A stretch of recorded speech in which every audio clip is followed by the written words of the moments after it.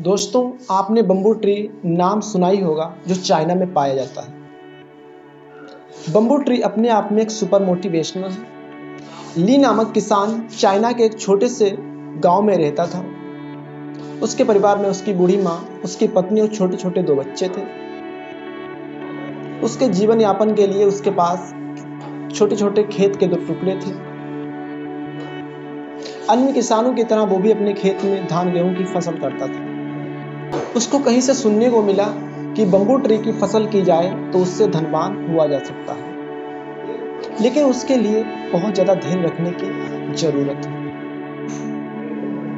ये बात उसने अपने गांव के किसान लोगों को बताई तो उन्होंने ट्री के बीज लगाने के लिए मना कर दिया कि तुम ही करो ऐसी खेती, मुझे नहीं करनी, तुम ही बनो बेवकूफ। नामक किसान ने उन किसानों की एक भी ना मानी और उसने ठान लिया कि मुझे ये बम्बू ट्री की खेती करनी है। वो जैसे तैसे करके बाजार से बीज को खरीद कर ले आया और अपने खेत में उन्होंने बीज लगा दिए। खाद पानी देना स्टार्ट कर दिया। धीरे धीरे समय बीतता गया। अन्य किसानों के खेत में फसल पककर तैयार हो गई और कट भी गई, लेकिन इधर क्या, ली के खेत में एक भी बीज अंकुरित नहीं हुआ। ली किसान अपने खेत में बड़े धैर्य के साथ खाद पानी देता रहा। धीरे धीरे समय बीतता गया। 2 साल हो गए, 3 साल हो गए, लेकिन उसके खेत से एक भी बीज अंकुरित नहीं हुआ। गांव के किसानों ने उसे पागल घोषित कर दिया और उसे ताने मारते, अलग अलग बहुत सारी बातें कहते। उसके घर की दयनीय स्थिति बहुत ज्यादा खराब हो गई। उसकी पत्नी भी उससे बात बात पे गुस्सा हो जाती और लड़ाई करती। लेकिन ली नामक किसान बहुत धैर्य के साथ अपने खेत में मेहनत करता रहा और खाद पानी देता रहा। धीरे धीरे 5 साल तक समय बीत गया, भी उसके खेत से एक भी बीज अंकुरित नहीं हुआ।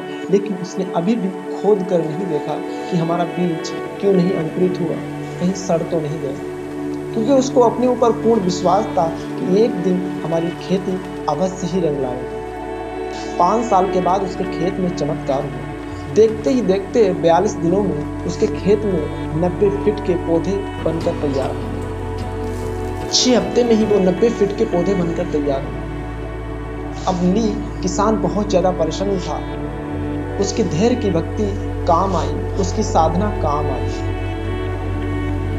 अब उस गांव के किसानों के मुंह पे ताला लग गया। दोस्तों, इससे सीख हमें ये मिलती है कि बम्बू ट्री 5 साल तक वो अपने तने के जड़ों को मजबूत करता रहा, क्योंकि उसको मालूम था कि आने वाले 5 साल बाद मैं अपने तने के भार को कैसे रोक पाऊंगा। इसीलिए उसने अपने पहले जड़ों को मजबूत किया, उसके बाद में बढ़ना स्टार्ट किया। इसी प्रकार जब आपने भी अपना कोई बीज लगाया है तो आपको जरूरत है पूरी ईमानदारी, लगन और मेहनत से करते जाइए और अपना कर्म करते जाइए, क्योंकि भगवान श्री कृष्ण ने गीता में कहा है कि आप कर्म करते जाइए और फल की इच्छा मत कीजिए। अगर आप अपना काम पूरी ईमानदारी से करते हैं तो आपके अंदर विश्वास पैदा होता है। जब आपके अंदर विश्वास पैदा हो जाता है तो आपके अंदर अपने आप धैर्य की शक्ति पैदा हो जाती है, और जिस भी इंसान के अंदर धैर्य की शक्ति पैदा हो जाती है वो इंसान अपने काम में एक दिन जरूर सफल हो जाता है। आप अपने अच्छे कार्य करते जाइए। दुनिया क्या कहती है इससे कोई नहीं फर्क पड़ता,